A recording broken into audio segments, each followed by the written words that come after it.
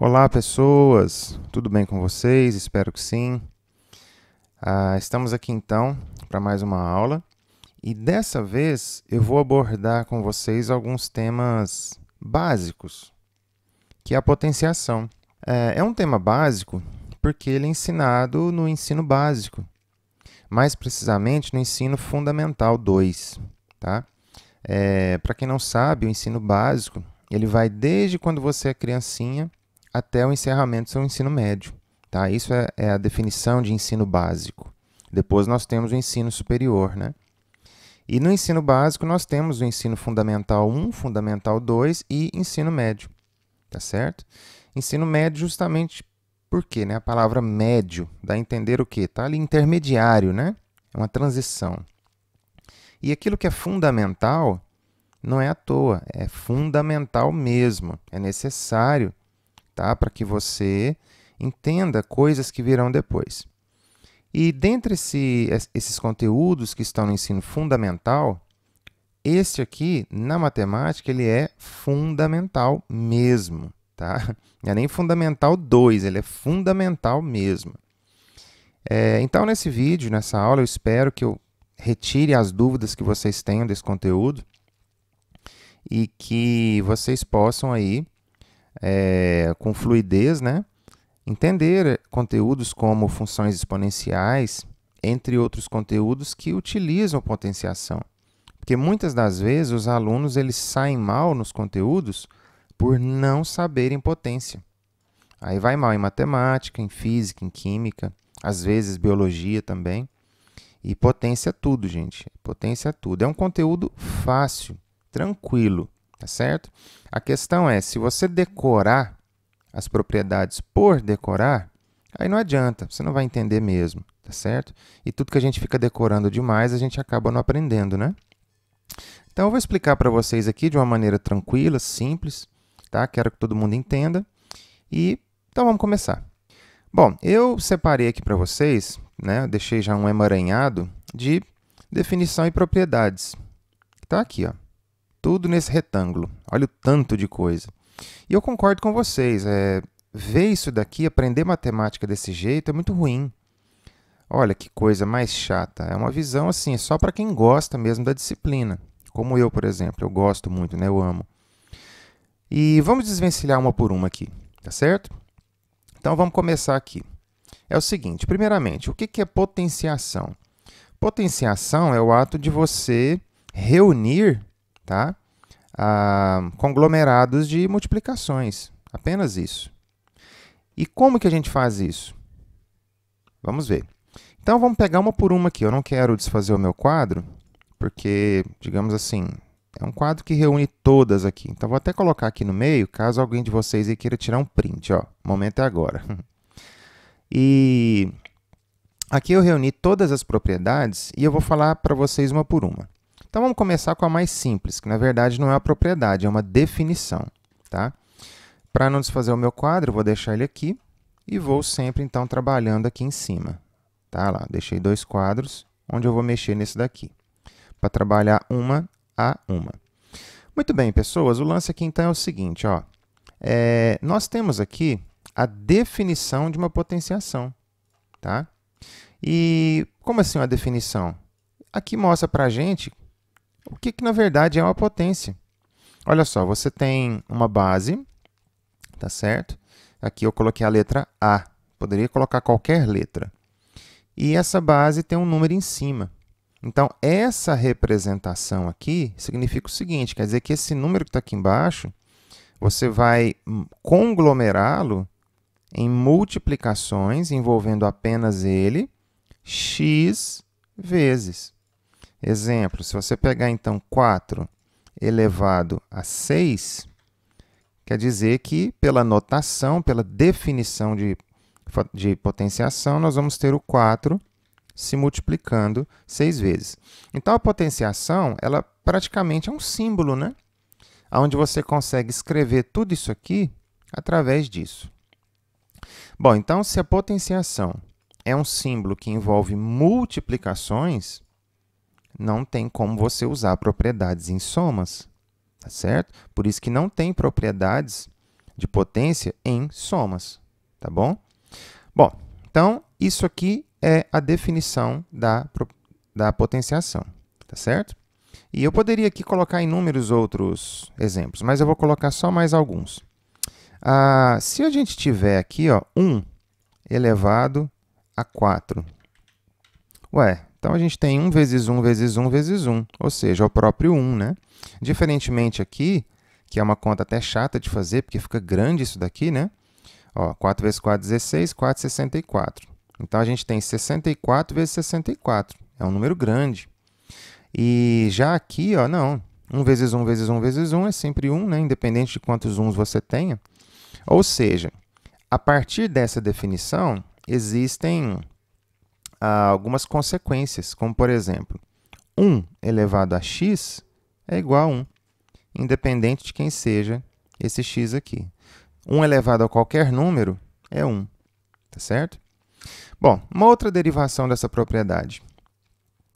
Vamos pegar aqui o número 3 e eu vou elevar ele a 2. Perfeito, então isso aqui é 3 vezes 3, que dá 9. Muito bem. Só que agora eu não vou usar o 3, eu vou usar o menos 3. Porque essa base aqui, ó, essa base A, ela pode ser qualquer número, negativo, positivo, com vírgula, fração, do jeito que você quiser, tá certo? Então, ó, menos 3 ao quadrado. Bom, o que é o menos 3 ao quadrado? É você, então, pela definição de potenciação, é você literalmente multiplicar o menos 3 duas vezes, né? Ó, então, a gente vai ter isso daqui, menos 3 vezes menos 3. Aí, gente, vem uma questão aqui de você agrupar sinais, ó. Nós temos menos e menos. Então, esta conta que nós temos aqui é a mesma conta que essa daqui, ó. Eu agrupo o menos 1 vezes o menos 1 e deixo 3 vezes 3. Por quê? Porque a multiplicação ela é comutativa. E toda vez que você tem um número negativo, quer dizer que você pode escrever ele como sendo menos 1 vezes ele. Ó, o resultado disso aqui é menos 3, tá certo? E aí, menos 1 vezes menos 1 é 1. E 3 vezes 3 é 9. E 1 vezes 9 é 9. Ó, então, note que aqui nós temos um sinal de menos elevado ao quadrado. Vamos colocar aqui agora ao cubo. Quer dizer, então, que a gente vai ter um menos 3 a mais, né? Se a gente vai ter um menos 3 a mais, obrigatoriamente eu tenho que ter um 3 a mais e eu tenho que ter um menos 1 a mais. Ó, certo? Aí, 3 vezes 3 vezes 3, ó, 27. 1 vezes 1 vezes 1 é 1. Só que menos vezes menos é mais, vezes menos é menos. Então, nós vamos ter aqui menos 27. Então, note que eu coloquei um exemplo ao quadrado e depois 1 ao cubo. Eu poderia agora vir aqui e escrever um 4. Né? O que seria o menos 3 à quarta? Seria você ter um outro menos 3 aqui. Então, eu vou tirar isso aqui tudo, que não preciso mais. Ou seja, já entenderam aqui o que vai acontecer, né? Se menos 3 vezes menos 3 dá 9, então menos 3 vezes menos 3 também dá 9. Positivo, então isso aqui é 9 vezes 9, que é 81. De fato, 3 vezes 3, 9, vezes 3, 27, vezes 3, 81. Ou seja, quando você tem um sinal de menos elevado a um número par, o resultado sempre será um valor positivo. E se você tiver um número negativo elevado a um número ímpar, ó, eu vou ter um 3 a mais aqui, né? Um menos 3 no caso. O que a gente vai ter aqui agora? Ó? Eu vou ter menos 3 vezes menos 3, menos 3, menos 3, menos 3. Esses dois aqui a gente já sabe que dá 9. Esses dois aqui também já sabe que dá 9. E esse aqui é um menos 3 que ficou sobrando. Olha lá. Ou seja, no final, eu ainda teria essa conta aqui para fazer. Ó, menos 3 vezes 81, que é menos 243. Negativo, tá vendo? Então, quando você tiver um número negativo elevado a ímpar, o resultado sempre será negativo. Quando você tiver um negativo elevado a par, sempre será positivo, né? Que no exemplo que eu coloquei aqui anteriormente. E todo positivo elevado a qualquer coisa sempre vai ser positivo, porque não tem como esse sinal de menos aparecer na sua conta, né? Como que um sinal que não existe, de repente ele vai aparecer aqui, tá certo? Bom, então essas são consequências da definição da nossa potenciação, tá certo? Bom, então exemplifiquei aqui para vocês com relação a qualquer número, em relação a 1, em relação a positivo e negativo, e faltou um importante, que é o zero. Então vamos lá, por que que quando a gente escreve 3 elevado a zero, isso dá 1? Né? A gente meio que decora isso no ensino fundamental, né? Mas por que que dá 1? Olha, por propriedades que vêm depois dessa, tem como eu te explicar melhor, mas a princípio eu vou contextualizar essa ideia com vocês e vou te convencer que todo número elevado a zero, se essa base não for zero, tá? Ela vai ser 1. O resultado vai ser 1. Por quê? Vamos ver aqui. Ué, se pela definição de propriedade, o a elevado a x é o produto envolvendo as x vezes, quer dizer o quê? Quer dizer que esse número em cima, ele te mostra quantas vezes esse cara de baixo tem que se multiplicar. Tá vendo? E aí, vamos pensar nesse número aqui muito grande, 1 milhão. Quer dizer que a gente teria 1 milhão de A's aqui. Vamos diminuindo, 1.000, 100, ó, chegamos em 6. Quer dizer que agora a gente tem que ter 6 deles, né? Agora 5, quer dizer que a gente tem que ter 5 deles. 1. Quer dizer que se aqui for 1, quer dizer que eu tenho que ter apenas um dele. Tá vendo? Não posso ter mais do que isso, nem menos. E se eu tiver 0? Quer dizer que eu não posso ter ninguém dele. Ou seja, eu tenho que colocar aqui um agrupamento de produtos que não tenha ele. Ué, mas como que eu vou escrevê-lo dentro de um agrupamento de produtos que não tenha ele? Porque o produto é literalmente você ficar multiplicando um monte de números. Então, como esse cara ele não existe, o resultado dele tem que ser um número que não atrapalha na multiplicação. E qual é o número que não atrapalha na multiplicação? O 1. Tá certo? Agora, o 0 elevado a zero, gente, isso aqui já é uma outra coisa, tá? Isso é uma indeterminação, porque como que alguém que não está lá, alguém que não existe, de repente vira 1, né? Não tem como. Faz todo sentido também. Por que que ele seria 1? Não tem jeito dele ser 1, porque ele não existe. E aí, de repente, ele vai se tornar 1? Eu não estou falando que 0 não existe, viu, gente? Eu estou falando que essa quantidade que não existe. Então, não é 1. Mas também ninguém sabe o que é. É uma indeterminação, tá certo? Então, isso aqui a gente nem costuma escrever no ensino fundamental ou médio, tá bom? Muito bem. Então, espero que vocês tenham entendido com relação à definição, tá? Envolvendo potenciação. Bom, então agora, já que a gente desvendou essa definição, vamos agora ver umas outras coisas. Então, a princípio, isso aqui já acabou, tá? Vamos tirar daqui. Consequência da definição. Vamos ver, então, a nossa primeira propriedade. Bom, a gente está cansado de recitar o seguinte poeminha, né? Produto entre potências, você conserva a base e soma os expoentes. A gente tem feito bastante isso, né? Muito bem, a questão é, por que que a gente faz isso? Por que que a gente conserva a base e soma os expoentes na multiplicação? E por que que a gente conserva a base e subtrai os expoentes na divisão? Bom, vamos a princípio aqui analisar somente com as letras que nós temos, tá? O que que significa isso aqui, ó? Isso significa que nós vamos ter esse A x vezes, né? Então, vamos colocar o produto dele assim, x vezes. Então, não sei quanto é esse x. Como aqui tem um produto, então agora eu tenho que colocar um sinal de vezes para colocar a quantidade y de A's que eu preciso, né? Então, eu vou ter aqui uma quantidade y de A's, vamos colocar até um A menos aqui, porque não necessariamente isso daqui tem que ser a mesma quantidade que isso. Ué, então note o que que a gente tem aqui, ó. Daqui até aqui eu tenho x A's. Daqui até aqui eu tenho y A's. mas é tudo A. Ah, então eu tenho x mais y A's no meu produto. Ó. Exemplo, vamos pegar aqui um Azinho elevado a 2 e um Azinho elevado a 4.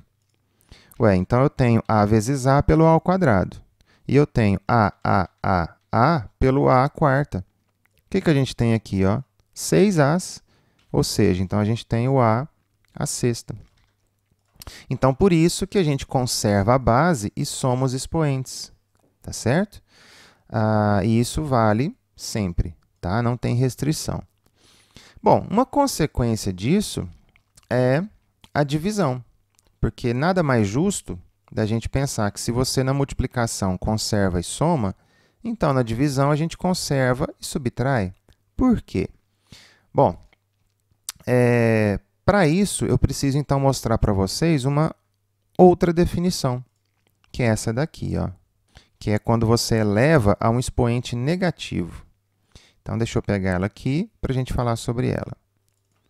Por que quando a gente eleva alguém a um número negativo, esse cara ele muda a posição na fração?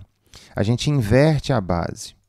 Ó, note o seguinte, o a elevado a menos x é a mesma coisa que 1 sobre a elevado a x embaixo. Tá vendo? Por quê? Isso aqui, gente, é uma definição, tá certo? É uma definição. Tem como a gente provar ela usando conceitos mais adiantes, como logaritmo, por exemplo. E isso quer dizer o seguinte, primeiramente, esse menos que está aqui, ele não tem nada a ver com o sinal da base. Exemplo, 2 elevado a menos 3. Esse menos aqui em cima, ele é um símbolo. Ele é um símbolo que mostra que a sua base não está na posição devida. Vamos falar desse jeito. Ela está disfarçada, tá bom? E como assim disfarçada? Ela está invertida. Todo número que a gente escreve, na verdade, ele está dividido por 1, né? A gente pode escrever qualquer número dessa forma. Ou seja, então, na verdade, o que nós temos aqui não é 2 sobre 1, é 1 sobre 2. Tá certo? Então, esse 1 sobre 2 que está aqui, na verdade, ele está ao cubo. E a gente pode também continuar fazendo isso. Vamos supor que eu queira inverter esse número aqui. Então, o que eu faço? Eu venho aqui, mudo o sinal do meu expoente, tá? E inverto a minha base. Então, se eu quiser invertê-lo novamente, ele passa a ser 2, e aí eu inverto o sinal do expoente. Tá certo? Então, o sinal do expoente ele é um símbolo que indica para você que essa base aqui, ela na verdade está invertida. E a partir do momento que você desaparece com esse menos, literalmente você não vai escrever ele de novo, e a sua base ela passa a ser invertida. Tá certo? E essa base ela não precisa necessariamente ser um número só. Vamos supor que aqui nós tínhamos o número 2/5, tá? Fração 2/5. Bom, 2/5 elevado a menos 3, então, na verdade, é 5/2 ao cubo. Tá? A gente inverte qualquer fração da base. Não é só o número de cima, não é só o número de baixo, não. Todo mundo que está aqui será invertido mediante esse sinal que está aqui. E não é porque aqui não tem o sinal de menos que você não possa colocar. Vale a ida e vale a volta, tá certo? Se eu tiver isso daqui escrito, precisar inverter para 2/5, eu venho aqui e troco o sinal do meu expoente. Muita gente confunde isso daqui, ó. Então menos com menos vai ser mais? Não. Esse menos não tem nada a ver com esse menos aqui, tá certo? A partir do momento que você inverte a sua base, você tem que manter o sinal do número da sua base. Tá? Não tem nada a ver esse menos com esse menos do expoente. Menos do expoente não muda sinal da base. Isso não existe. O menos do expoente ele muda a base. Ele inverte a base. Tá certo? O que muda sinal é o fato do expoente ser par ou ímpar. No caso, ser par. Né? Então, se aqui fosse, por exemplo, menos 4, inverti a base. Beleza, então ficou 5/2. Aqui é um sinal de menos, mas a base o expoente é 4. Então, como eu sei que o expoente é 4, eu posso tirar esse menos daqui, porque eu sei que o resultado tornar-se-á positivo. Tá certo? Muito bem. Então, visto o que significa o sinal de menos no expoente, vamos voltar para cá. Então, a gente já viu que a gente conserva a base e soma os expoentes na multiplicação, né? E na divisão, por que a gente subtrai? Pelo mesmo motivo que na multiplicação a gente conserva a base e soma os expoentes. Então, vamos trazer isso para cá. Tanto faz, gente, você escrever assim ou assim, né? Eu prefiro escrever no formato de fração, tá certo? Então, vejamos aqui, ó. Vamos trazer isso para cá para a gente trabalhar. O que isso aqui quer dizer? Isso aqui quer dizer que a gente vai ter, sei lá, o A x vezes em cima. Vamos colocar uma certa quantidade aí, tá? E isso quer dizer que a gente vai ter uma quantidade y de A's embaixo. Não necessariamente menor do que a de cima ou maior do que a de cima, tá? Aí, o que vai acontecer? Gente, isso daqui é um produto, é um acúmulo de produtos. E aqui embaixo também. Então, em cima e embaixo, a gente não tem soma nem subtração. Então, a gente pode ir simplificando cada A com cada A. E quantos A's vão sobrar? Vamos colocar um número aqui, então, para a gente entender. Vamos colocar que o x é 10 e o y é 8. Então, aqui eu já tenho 3, 6, 7, 8, 9, 10 A's. E embaixo eu tenho 8, né?